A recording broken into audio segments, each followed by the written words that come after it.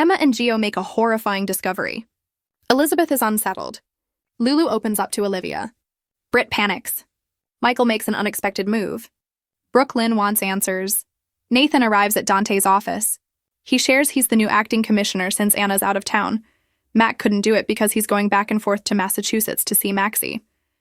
Nathan's happy for Dante, who isn't so sure. "I'm a cop, man," he says. They discuss how everyone's worked up over the docs, and they need Nathan back on the force now that his psych eval is clear. Nathan balks, but he tells him not to feel bad. He admits he had PTSD before he returned. Nathan's sorry to hear and says he's seeing a therapist. Dante thinks Anna would be happy he's returning. He considers that he hasn't heard from her since she left PC. They discuss the messiness of being Sonny's son and Michael's brother at the moment. Laura said she'd worry about the optics if he could worry about the job. The men embrace after Nathan gets his gun and badge at home. BLQ isn't happy that Chase didn't tell her he was actively working to get Willow exonerated. He didn't because her sympathies lie with Michael. They don't see eye to eye about who shot Drew. Chase tells his wife he's working on this as a private citizen. She's still pissed he's setting himself up for an internal review or reprimand. He calls Willow innocent. BLQ reminds him he lost his badge once and it almost broke his heart.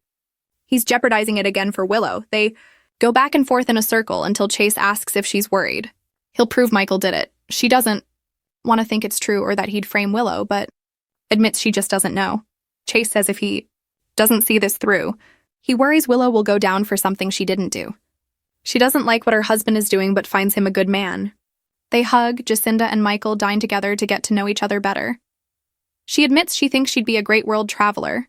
But her first night in the wilderness, she saw a huge spider and booked a tent with a glamping company. He admits he's not a big outdoor fan either, though his stepdad was. They drink to kindred spirits. Nina arrives and they share a glance. Wiley rushes over to tell his dad Grandma's getting him a sundae. Introductions are made. Nina's not happy when he invites him to stay and aches Michael aside while Jacinda and Wiley talk about what Sundays they like. Nearby, Nina's not happy that Michael's letting her grandson hang with a call girl, as she refers to her as. Michael doesn't like the terminology and says his son's fine with her assistant.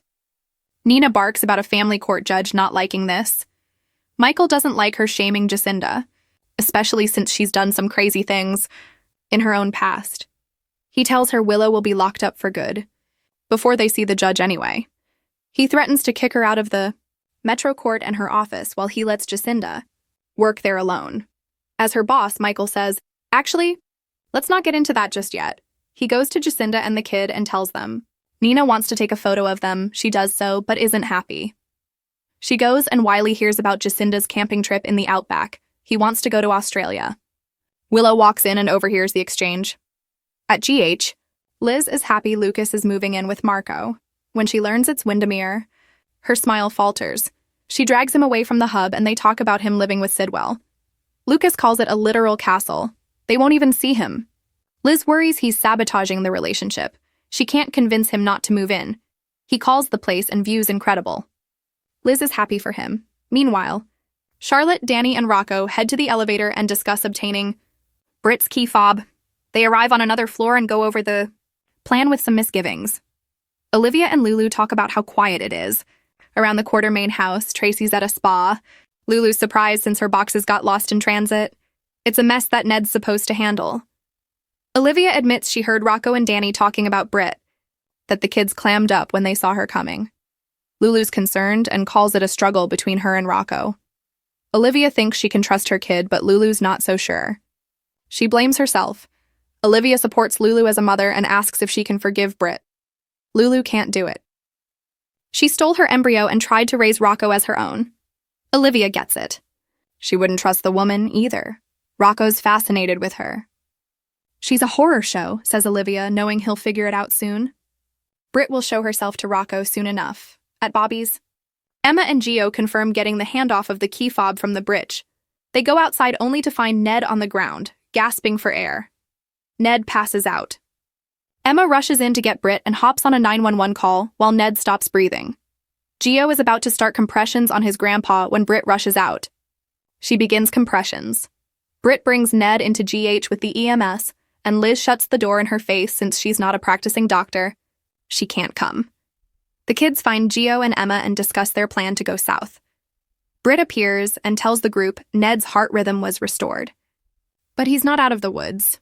They thank her for saving Ned, and Britt thinks Gio did a great job jumping in. She can't find her bag and goes to find it. And Gio calls Olivia to tell her about Ned's heart attack. Britt returns and asks if the kids will go find her purse at Bobby's. They go and Emma and Gio return. Inside Ned's room, Lucas confirms to Liz that Ned had an MI. The medicine's not working, says Liz, and Lucas knows if it doesn't start to. If the blood flow to his heart doesn't start working, they'll need to do a coronary bypass. Olivia and Lulu rush to Gio's side with hugs and learn what happened. Gio's been trying to call Brooklyn. He'll try again.